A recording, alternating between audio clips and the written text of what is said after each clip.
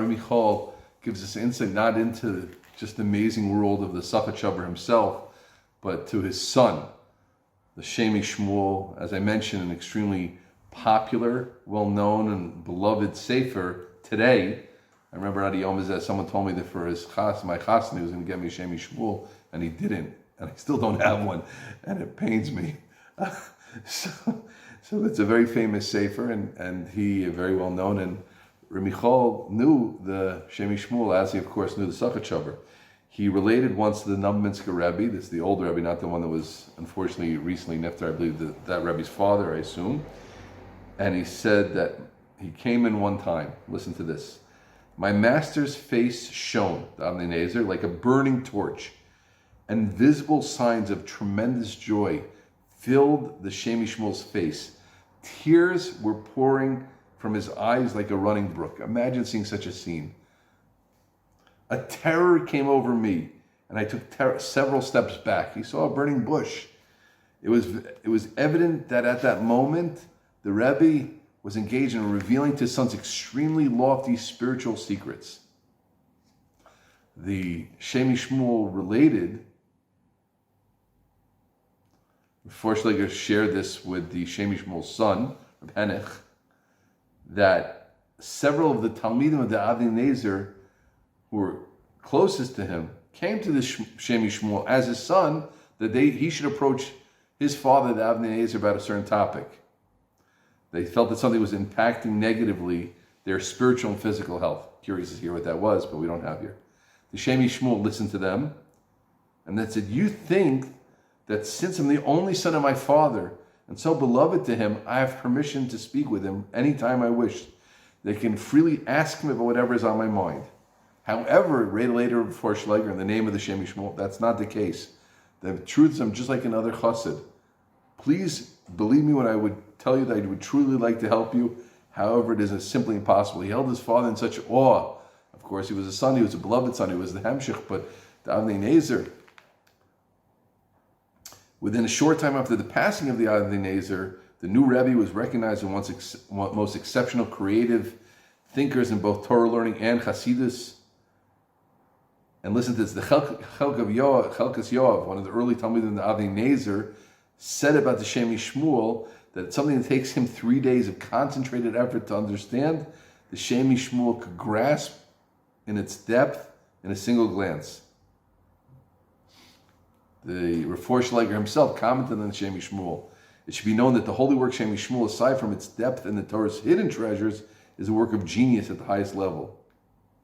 And that Shemi Shmuel asked that the yeshiva in Sachachover should be headed by the Eretz Tzvi Aryeh Tzvi Frumer, who eventually would become, as I mentioned, the Rosh Yeshiva of Chachmei Lublin.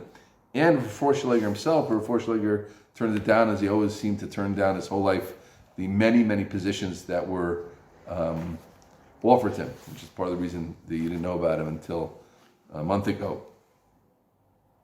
Rav Forshlager, after he'd settled in Baltimore, he continued introducing this sefer to yeshiva students. And I want to say a byword that today we're used to a certain world where there's a lot of infusion of Hasidus and Lithuanian thinking. I could even show you in certain Sfarim.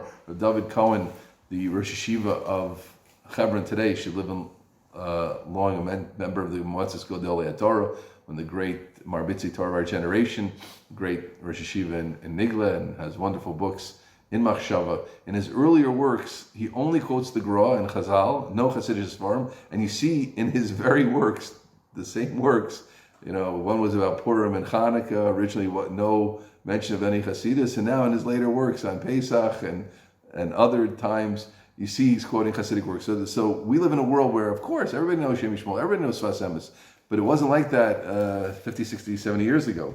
So Rav Forshlager relates that he used to introduce Talmidei Chachamim to Shemi Shmuel.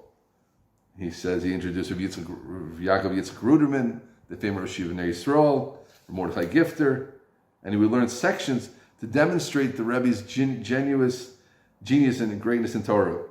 And here he relates that a great Torah scholar was one of the main Talmidim of Eliezer Gordon, who I think we're going to learn about in our next series on Zalman Sorotzkin, Bezrat Hashem. Stay tuned in.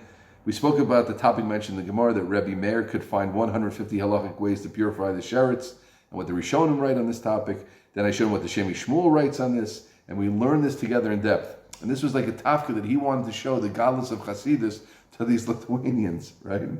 I asked him if he'd known that anyone could say Torah like this. Michoel said, after I learned with this Talmud of Rav Lezer Gordon, the founder of the Tel Yeshiva, I said, could anybody say Torah like this? Torah mamish from Gan Eden. And I could see that he was deeply affected by the beauty of the words. I was happy and undeserving to have brought respect to Hasidus in some small way. And they asked him about, he was asked by the family, the Sachachev family later, they were in Eretz Yisrael, and he was in America, about printing the Shemi Shmuel in America. And he says, Kolas Kashas, all the beginnings are difficult, and the Sefer were barely sell in America.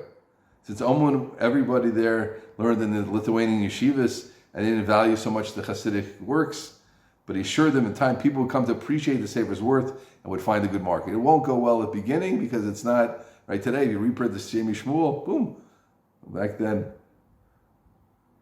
And this is really interesting. It shows the respect he had for the Shemi Shmuel.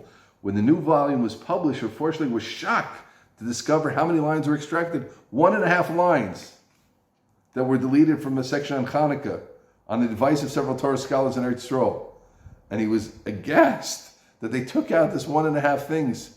These Rabbanim who advise you to omit that segment never know how exacting your Holy Father was with his words. This is especially true when he spoke before large groups. You can't take out the one. There was obviously 1.5 lines which seemed to be against the Mefurish Gemara. Therefore, they took it out, and that was on the advice of Talmidei Chacham. And Rav Michoel said, absolutely not. And he brings different situations of Gaonim that wrote against Mefurish Gemaras that obviously had a pshat, and you can't touch their words. And he says, don't mention my name, and if you want, show my letter to the Panav Sharav of the Chazon Ish, and I'm sure they will agree. Okay, so this was the way of Rav Michoel, that he was davuk b'chol ma'odo v'nafshno, not just to the Avnei Nezer, his Rebbe, B'yeser Oz or B'yeser Seis, but also to his enormous son, the Shemi Shmuel.